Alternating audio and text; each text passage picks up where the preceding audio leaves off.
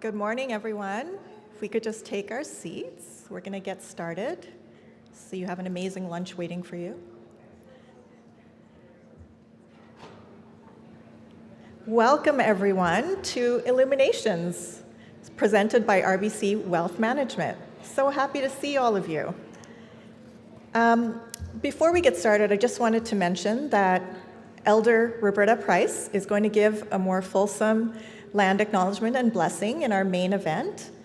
But I still wanted to start today in a good way and just take a minute, if we could, have a collective kind of feeling of community in this room, take a breath, and really think about and reflect where we are and what this means to be gathered here today.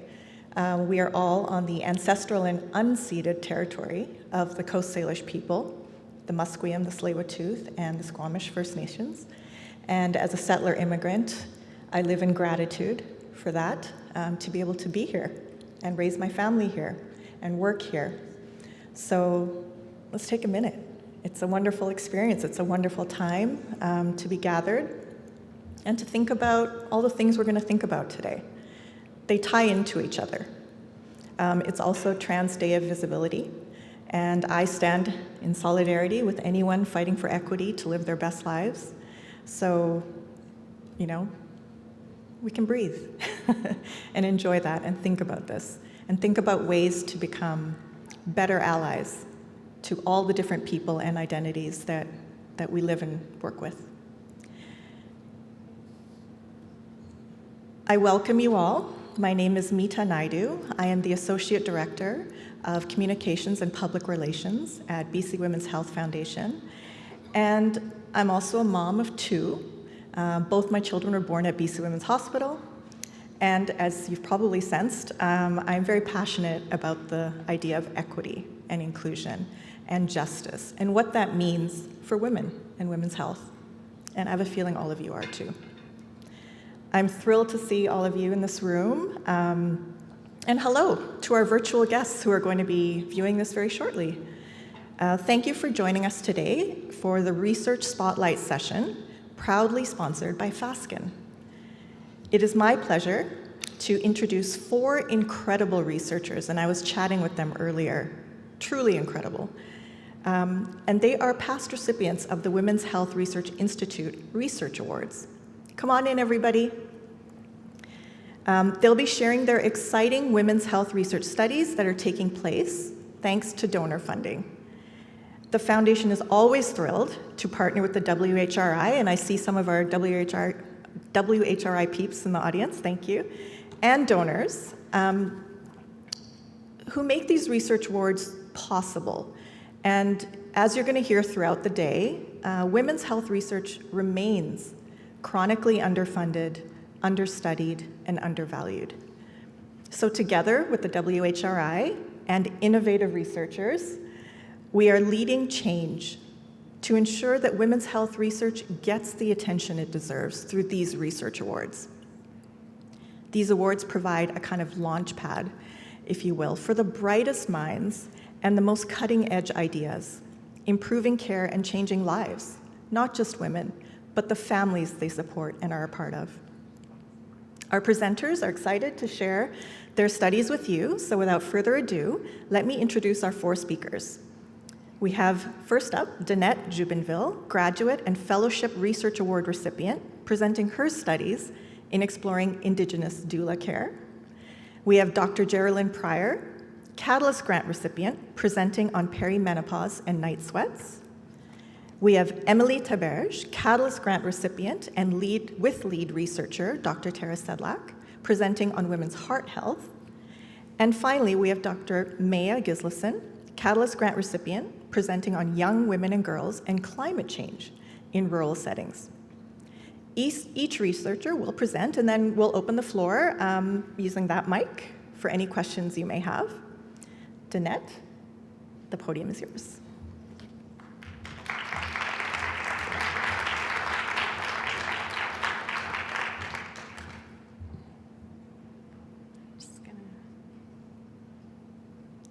All right. Good morning, everyone. Grateful to be here today in beautiful, shared, unceded Musqueam, Squamish, and Tsleil-Waututh Nation territory. My name is Danette Jubenville, and I'm a member of the Pasqua First Nation in Treaty 4 territory. My family is Cree, Saulteaux, and French on my father's side, and German, Jewish, Scottish, and English on my mother's side. And I was born and raised in the Lower Mainland. I am currently a PhD candidate in the SFU Faculty of Health Sciences in my 5th year, and I'm a founding member of the Equatorial Indigenous Doula Collective, and I am also currently a strategic lead in the Vancouver Coastal Health Office of Indigenous Women and Family Health, and I am, most importantly, a mother to a 7-year-old girl named Keiston. And it was really my pregnancy with Keiston back in 2015 that was the catalyst for me getting involved in doula care and being a part of the Equatorial Indigenous Doula Collective.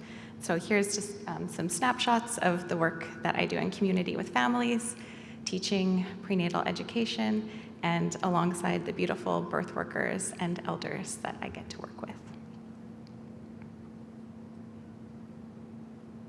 So I'm here today to share a little bit about my PhD project, which is titled Safeguarding the Ceremony of Birth, Indigenous-Led Strategies for Improving Doula Care in Vancouver, British Columbia. This research really builds on the work that I've been doing for several years as a doula and aims to fill the need for more evidence to demonstrate the significance of doula care for Indigenous families and communities, as well as explore Indigenous doula perspectives on strategies for strengthening their work and making it more accessible to communities. I'm sure many of you are familiar, but for those who aren't, a doula is a non-clinical support person who provides physical, emotional, and informational support during pregnancy, birth, and postpartum. Indigenous doulas also provide cultural care, drawing on their ancestral wisdom and lived experiences as Indigenous people. And as with the Equatorial Indigenous Doula Collective, we practice as full-spectrum doulas, meaning that we also provide support during other pregnancy-related outcomes like miscarriage and abortion, as well as through other reproductive health events like menstruation and family planning. My study is a qualitative study that uses Indigenous storytelling methods and is really takes an Indigenous-led approach led by an advisory circle of Indigenous birth workers, elders, and community members, and aims to develop recommendations for health systems partners such as BC Women's Hospital, Vancouver Coastal Health, the Ministry of Health, and the First Nations Health Authority, for example, around ways to strengthen Indigenous doula care and make it more accessible to communities.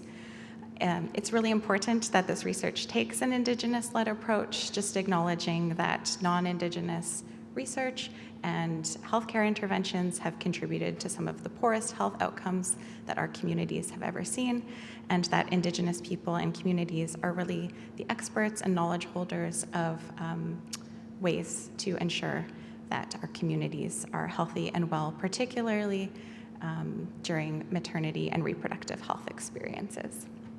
So currently I'm in the data collection phase of my research project. This is my recruitment poster here up on the screen.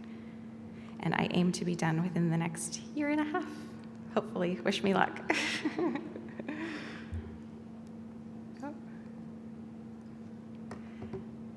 So my research has been generously supported by many donors, most recently the Women's Health Research Institute as a recipient of last year's Graduate and Fellowship Research Award in Women's Health.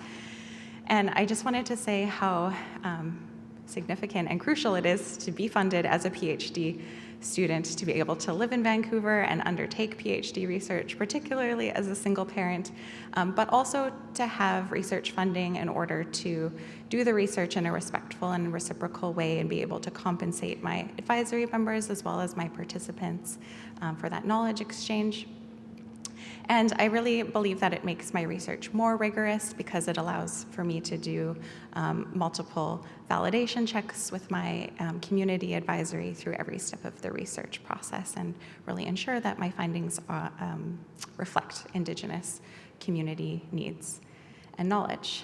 And finally, on a personal level, it's extremely meaningful to be the first person in my immediate family to attend post-secondary and complete graduate studies, and one of the first PhD holders in my community of Pasco as well. So it's an honor and a privilege, and I'm just really grateful for your support. Chi miigwech. Thank you very much.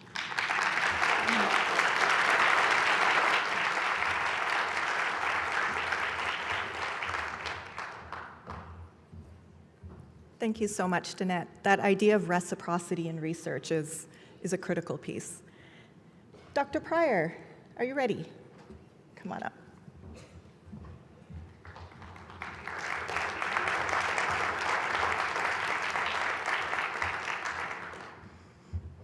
I feel like I should take a bow. Thank you. It's great to be here, and thank you all for the donations that you make that make the research we're going to talk about possible. So let's start. Let's go forward. So a little bit about me. I grew up in a fishing village in Alaska, First Nations fishing village, and went to a one-room grade school. So it's a long way from Larsen Bay, Alaska, to Boston, where I graduated from medical school, to Vancouver, where I came in the mid-1970s. And what I learned on that way was to be empathetic, to be persistent, and to be practical. And what I'm going to share with you today has a little bit of all of that in it. So that tall teenager there is me, and an evidence of the practical nature of the way I approach research is that very early on I created a diary so that women could record their own experiences and start learning from the connections between their lives and what's happening with their menstrual cycles. So how did I come to work in women's health? Well, that's a puzzling question. The practical answer is that I started because there needed to be an expert in endocrinology who wasn't in diabetes or thyroid or adrenal. But the real answer is that I missed my period 9 months in the first year of university, and that I had a horrid time with the first birth control, which was very high dose. So what we're going to talk about today is a pilot study that was funded by a Catalyst grant in 2008. It was to study perimenopausal night sweats in women who were still menstruating regularly. Now that's a puzzle, because we think of night sweats, hot flushes as caused by low estrogen, but that doesn't make any sense. If someone's still having regular periods, they got enough estrogen, right? So we wanted to study how much they changed over 4 months and get a comprehensive picture of what was going on.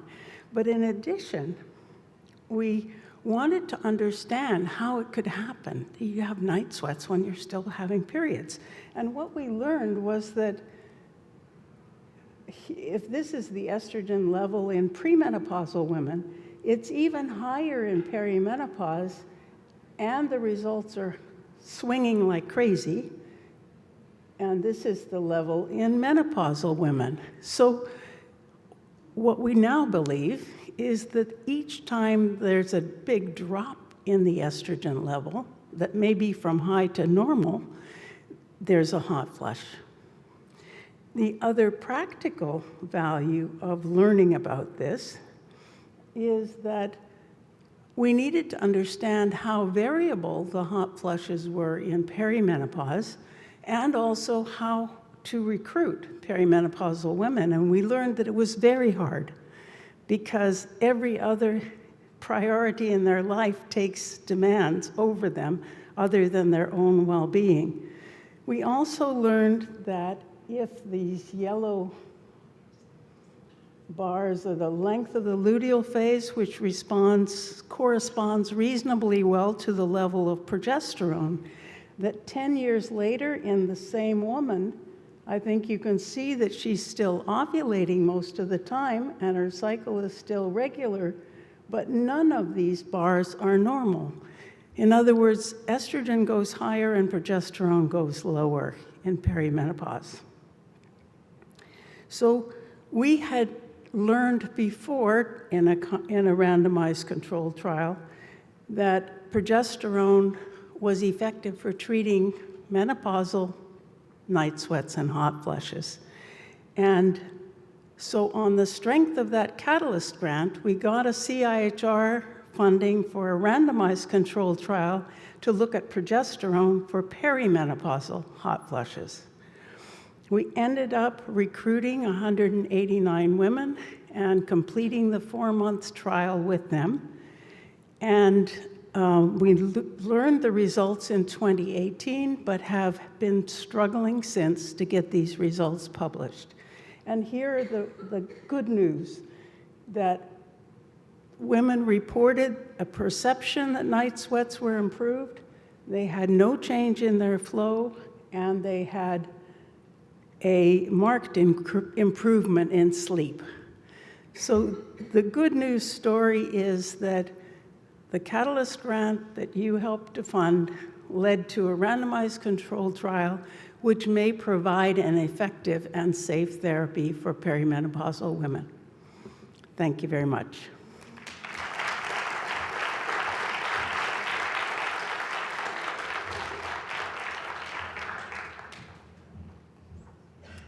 I think we should note that Dr. Pryor is a legend in women's healthcare research.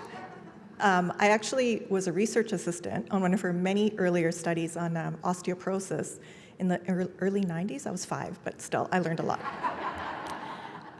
Thank you, Dr. Pryor. Emily, come on up.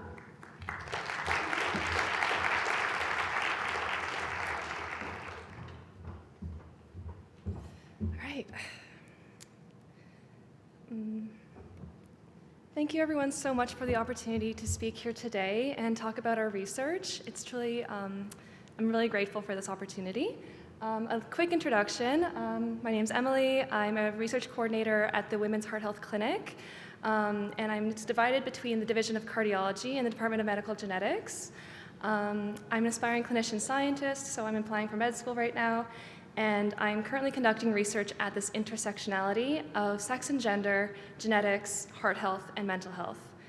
For as long as I can remember, I've always been questioning why there's so many inequities in gender differences, sex differences, in things that I'm passionate about, genetics, heart disease, mental health, and trying to explore these differences. And a fun fact is that I'm from Toronto, but I've been here for over 10 years, so I think I'm an honorary Vancouverite by now. All right, so a bit about the Women's Heart Health Clinic, the WHC.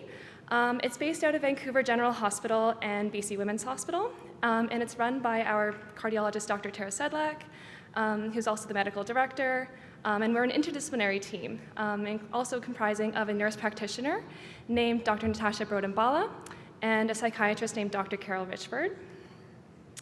So they have received specialized training. Specifically, Dr. Sedlak did her fellowship at Mount Sinai, specializing in women's heart health, and is one of less than 10 in Canada to do so. And basically, there are a lot of differences in women's heart health management, such as considerations around menopause, oral contraceptives, hormone therapies, and how those things interact differently with our biology and the medications. And of course, I'm using women to include different diverse gender identities, but we do typically see people who are assigned female at birth, but we accept everyone who identifies as women.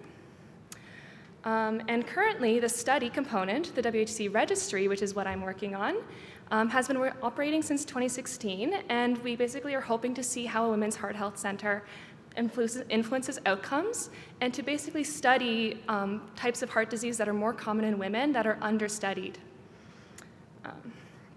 So as far as funding, thank you so much for funding our Catalyst Grant Award. I'm a co-investigator on the grant, so I helped write the grant. So our title is Investigating Risk Factors and Outcomes in Young Women with Non-Obstructive Coronary Artery Disease in a Women's Heart Clinic. So Dr. Sedlak is, of course, the principal investigator, and yep. Thank you. And as far as what this award supports, it of course supports my salary, but also very importantly, it helps us get the information out there. It gets us some knowledge translation at some big conferences and into the scientific journals, which are very expensive, it turns out. So this year, I'm presenting at the Women's Heart Health Summit at the end of this month. It is open to the public, so if you're interested in attending, registration is still open. Hope to see you there. And we're also presenting in October at the Canadian Cardiovascular Congress and publishing in CJC. So thank you for your support in helping us get this important research out there. So, not done yet.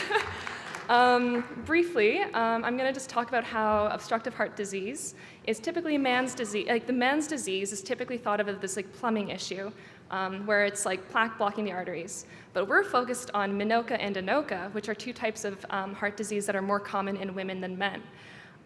So basically, MI is a heart attack, ischemia, lack of oxygen, causes chest pain.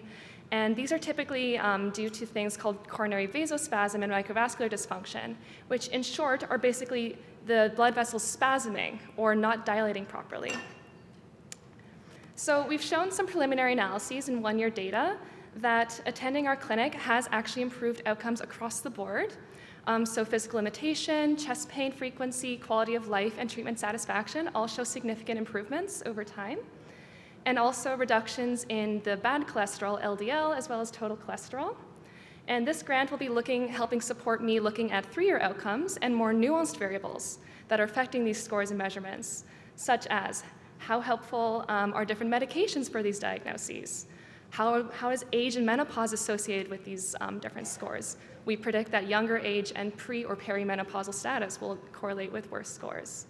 And how does a senior psychiatrist influence scores with regards to depression and anxiety, which we do know are more common in women than men in the population in general, but there is also this emerging understanding that depression and anxiety and heart disease are quite connected, in particular more so with women than men, but of course men are also affected. And lastly, I'm running out of time, sorry. We're looking at risk factors with women with this non-obstructive heart disease, young women, and we're finding that most women with these new types of heart disease don't actually have a lot of the traditional risk factors like high cholesterol, high blood pressure, diabetes.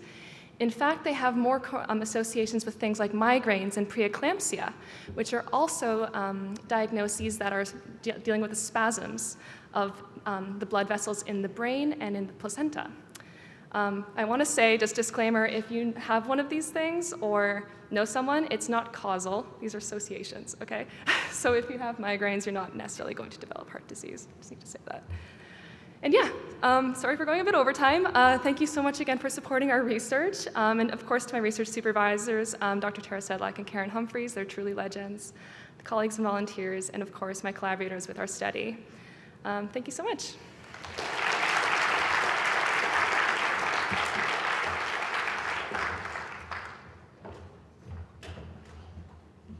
Thank you, Emily. And now for our final presenter, Dr. Maya Gislason.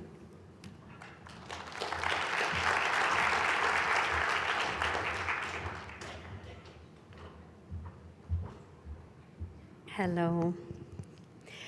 It's lovely to be here with you, and I hold up my hands to ancestors past, present, and future who are here on these unceded and Coast Salish territories and who very much inspire my research. I am an associate professor in the Faculty of Health Sciences at Simon Fraser University, and I refer to myself as an eco-social health equity scholar. So what I mean by that is I study issues of health in the interplay between social systems and ecological systems. And I'm really interested in the stories, lives, experiences, and needs of equity-deserving and sovereignty-seeking peoples. And so at SFU, I've established the RESET lab called Research for Eco-Social and Equitable Transformation. So I don't get an A for like creative naming. But I have wonderful people who work with me, and these are some of the women and women-identified folks who work in my lab who do work on these big game changers. So for example, I do a lot of research on the health impacts of intensive resource extraction on rural, remote, northern, and Indigenous communities in British Columbia and beyond. And I also look a lot at the impacts of climate change on people's health. And I have a particular set of work that's looking at the mental health impacts of young people and how they're doing. And we know that we have this corresponding and cascading set of crises around climate and climate events and the health and well-being of young people who are what we call climate natives. They've been born into and will always live in a world contoured by climate change. And I was asked to say something about myself, and so I thought my confession would be that I actually live in a house of interspecies folks. So I'm a lone parent of a neurodiverse daughter, and when I was widowed, we decided we needed to build a family, so we got 2 dogs, a cat, and we also have a horse. The horse doesn't live in our house, but he's a black and white pinto that my daughter loves, and he's her teammate in the equestrian sports she does. So this project that is the recipient of the WHRI grant, this Catalyst grant, is called Rooting Children's Mental Health in Place-Based Contexts. And what we're doing is focusing on telling stories of climate and community resilience. And what we're trying to do is particularly look at what is happening to young women and girls and women-identified folks who are living in rural and remote communities. We know that mental health issues are huge. We know that women and girls are under-resourced, and in these resource-poor settings, we have to be very ingenuitive about how we deal with supporting people in multifold ways. So we engage in a lot of multi-solving, interprofessional kinds of research and trying to bring sectors together to think about how to support women and girls the best we can. So in this research, we are looking at all the literature, and I'm very passionate about data equity. And I know that what is happening to women and girls is not in the literature, typically.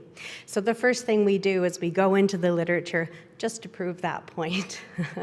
And then we go into community, and we talk to healthcare providers, we talk to women and girls, we talk to folks who are working across sectors, who are taking note of what's happening to them. And we know in these rural and remote communities that the cascading impacts from intensive resource extraction, from climate events, from just dealing with gender issues and so on, are interfacing. And then we take this research and we share it out in very purposeful knowledge exchange, knowledge mobilization practices.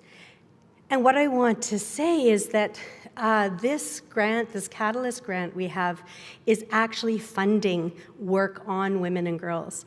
And I can tell you, I have tried to foreground women and girls in my research projects, and they don't get funded until I came here. Because the story of women and girls continues to be forgotten, even in our province. And they are such deserving and important priority populations. And so I thank you for that vision and for holding women and girls at the center of your work. So thanks.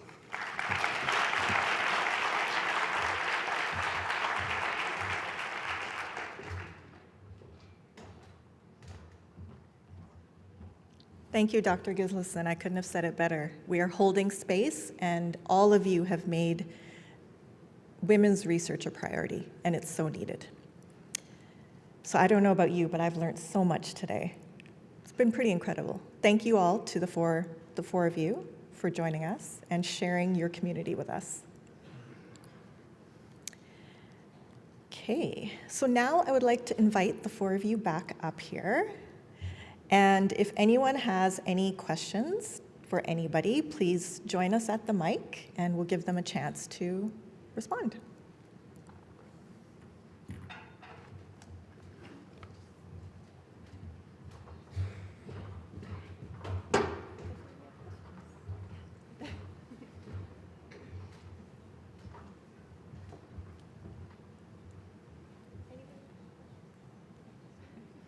Someone must have some questions. Dr. Brotto.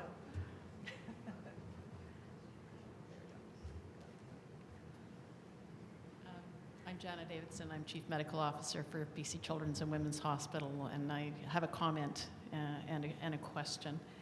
I so appreciate the depth and breadth of the presentations today, the interdisciplinary nature of the work, and across the breadth of issues that are important to women, folks assigned women at birth, and girls. So I guess my broad question is, what do you see as helpful in pushing forward our ensuing generations of researchers interested in the importance of women's perspective, our bodies, our health and well-being in the context of our ecosystems?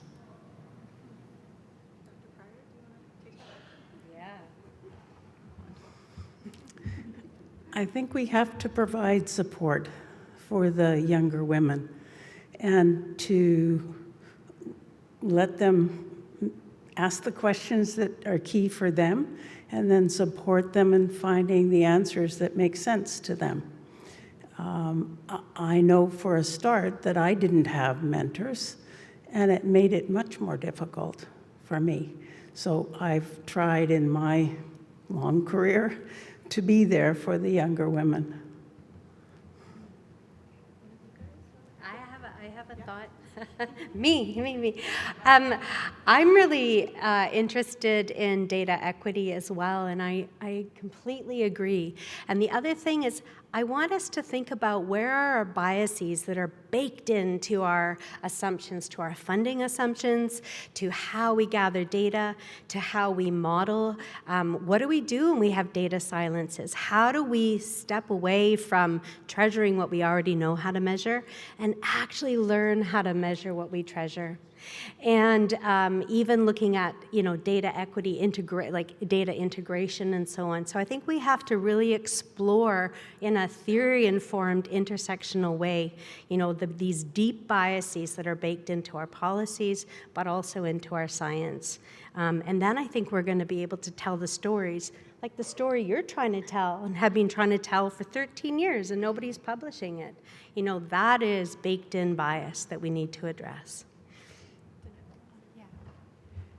I have a couple thoughts just as an Indigenous graduate student, and it's a little bit crass, but honestly, funding support is so crucial to be able to move forward in this work, especially, coming for folks from marginalized communities who don't have intergenerational wealth to rely on, or who may be the first people in their lineages attending post-secondary.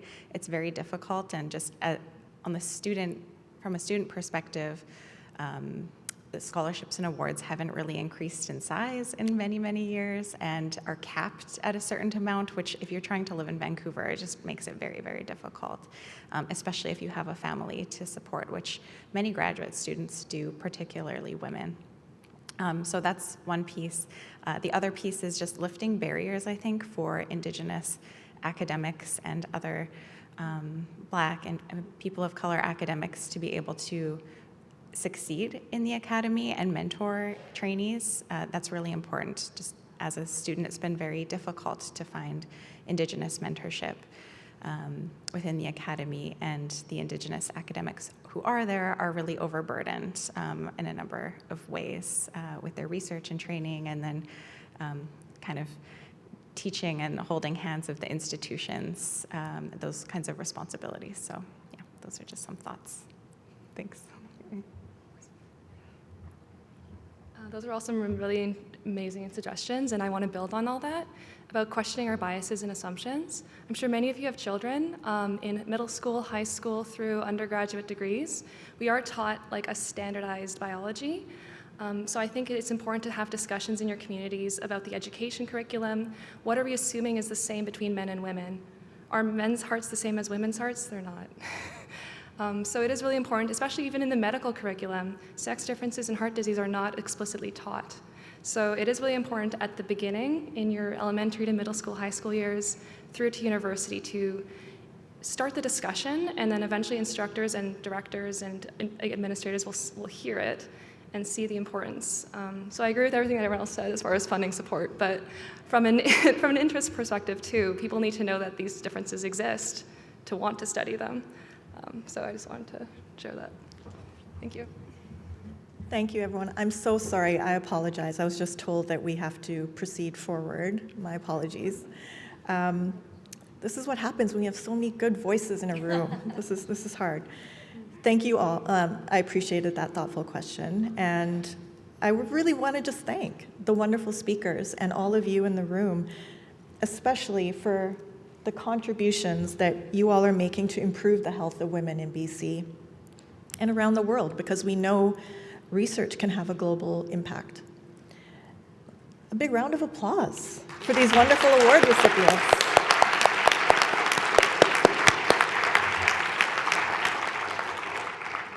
And that wraps this session, but we have a few minutes, if you are interested, before the main program begins in the Park Ballroom, just next door, to get raffle tickets. And if you haven't gotten yours, please go to the Illuminations website, or on your program, there's a barcode you can scan, and head to the raffle station as well outside. This is your chance to kind of win some cool stuff. 2 big, fabulous experiences. Thank you, everyone, and we'll see you next door.